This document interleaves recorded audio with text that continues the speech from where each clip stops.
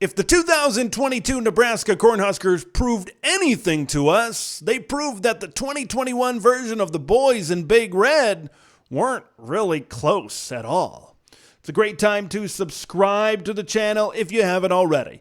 Big Ten content every single day. Always mash that like button to spread the word of Big Ten Ted to the masses. Man, I really didn't think that I'd be doing a season review for Nebraska in December.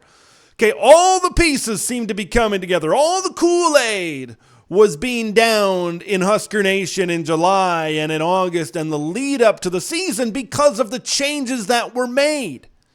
Because offensive coordinator changed. You bring in a guy in Mark Whipple that coached Kenny Pickett at Pitt to Heisman candidacy the year before, and they were humming in the Steel City with the Panthers over there. So you're bringing in a guy that was in charge of that offense. That looked like it was going to be a good thing. You bring in Mickey Joseph as the wide receivers coach, a guy that coached one of the greatest wide receiver rooms in the history of college football back in 2019 at LSU. Look, you bring in all sorts of transfers across the board that had made impacts at other places. You look at Casey Thompson, and then you look at Marcus Washington. You look at Trey Palmer at receiver. You look at Anthony Grant, one of the top JUCO guys in the country at running back. And then you look at defense with O'Shawn Mathis, who is one of the top defensive transfers in this transfer portal class. That combined with guys that were already coming back from a team that was really close in a lot of games, and it seemed like everything was going to come together. It seemed like this was the year that Nebraska, based on the changes that they made, Nebraska was going to take a step forward, win some games, make a bowl game, maybe win 7 or 8. But you know what didn't change? It's what didn't change caused the change a few games into the season. It was the head coaching position, and it was Scott Frost. Scott Frost proved to me, because you saw it in those first games of the season, that was Scott Frost football. That was a Nebraska team that starts off strong, that starts off good, and they can't play a 60-minute game, and they find a way to lose football games. They did it against Northwestern over in Ireland. They did it against Georgia Southern. There were times where I thought they were going to do it against FCS North Dakota at home. Okay, this is a guy in Scott Frost that proved that he didn't have the wherewithal. He didn't have the maturity. He just didn't have a whole lot of stuff to be a Big Ten head football coach. Not only a Big Ten head football coach, be a Big Ten football coach that is supposed to return his alma mater to glory and win 9 games and win 10 games. You know, it proved, it really became apparent that that just wasn't going to happen this season. Okay, and there were a lot of reasons for that, and I will get into those as this video goes along. But I think one other thing that I want to touch on, as you know, that really works against Scott Frost and really works against what had been built up at Nebraska these last few years. Look at what Adrian Martinez did when he transferred to Kansas State. There was a point before he got injured, middle of the season, that maybe he was floating around dark horse Heisman candidacy type of waters. He was putting on a show in some of those games and leading Kansas State to some pretty big wins. He is a big reason. I know Will Howard took over and he's done some good things, but he's a big reason why Kansas State is a Big 12 champion. Adrian Martinez was. And why couldn't that happen at Nebraska? Scott Frost, it proved to me that Scott Frost didn't know how to manage. He didn't know how to develop a guy like Adrian Martinez. And look what he did in one season, not even a full season.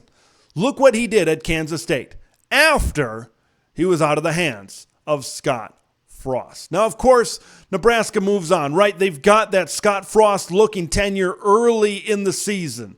And they had to get rid of the stank. You had to make the move, and you did.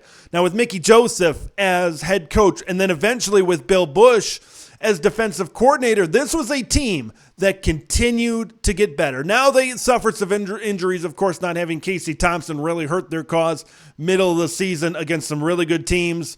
This was a team that continued, especially on defense. Look, I thought Eric Shenander was a decent defensive coordinator. Okay, I don't know where I would have ranked him in the beginning of the season, but it probably would have been in the top half of the Big Ten in terms of defensive coordinators. And man, they couldn't tackle. They were just completely out-physicaled on both sides of the ball, especially defense. This was a bad defense. But when Bill Busch took over, they continued to get better. They continued to get better, better and more physical in the trenches. That defensive line got better and more physical inside against some of the better offensive lines in the Big Ten Conference. And it all culminated. It all came together against the Iowa Hawkeyes in that last game of the season where they just barely hung on. So what were kind of some of the issues? Why are we here? Why did we end up with Scott Frost fired? Why did all this happen?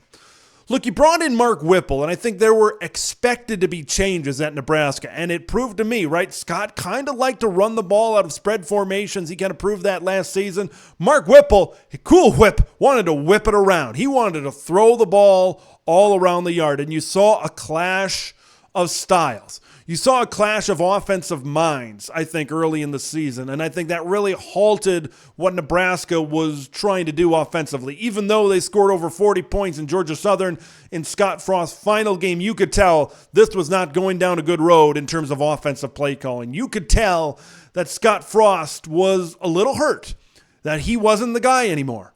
I think he had a difficult time taking a back seat. I think he had a difficult time.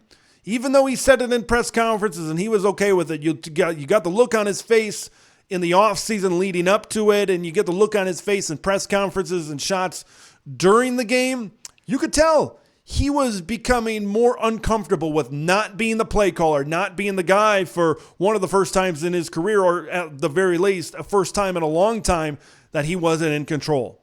And I don't think he could handle that, and I don't think he handled that the right way. And look, and then you go to Mark Whipple, right? And you have a guy in Mark Whipple that doesn't want to run the ball, and the offense wasn't balanced, but you got a guy back there in Anthony Grant that's a really good back. You got an offensive line that's just not very good. That whole thing didn't match from Whipple's play calling to Grant to this offensive line. None of that meshed together. This wasn't going to be a team they weren't going to run the football very well, and they didn't run the football very well. Look, Scott Frost set this program back. For what he did at quarterback on this team in 1996 and in the national championship season in 1997, for all the stuff he did then, he maybe did as much to set it back now in these past few seasons. The main issues for the Nebraska Cornhuskers was this is not a tough physical team. You talk about Scott Frost wanted them, the Big Ten had to adjust to them. Well, they adjusted pretty quickly, and it wasn't that hard to defend the Nebraska Cornhuskers. It really proved that 2021 was just a team that couldn't finish. It wasn't a team that was close to getting big wins over good teams. It just proved that, that was a team that just found a way to lose. That was a team that found a way to make mistakes. It was just a Scott Frost type of team back in 2021. They weren't close. They were what they were. A Scott Frost coach team that continuously makes mistakes, and that wasn't physical, and that wasn't tough. That's kind of the summary. Those are the main issues.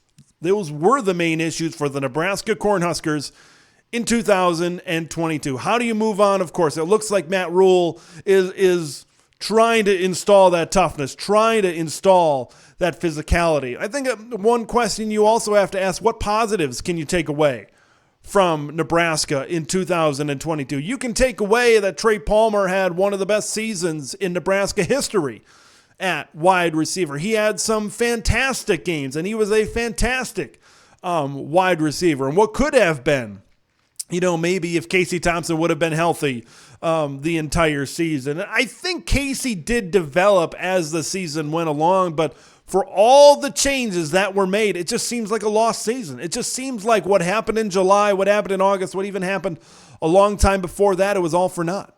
And it kind of makes you wonder, should Trev have pulled the trigger back in 2021? I don't know. I still don't know if I would have done that. Because I still think all the changes that were made, they seemed like decent changes before the season started.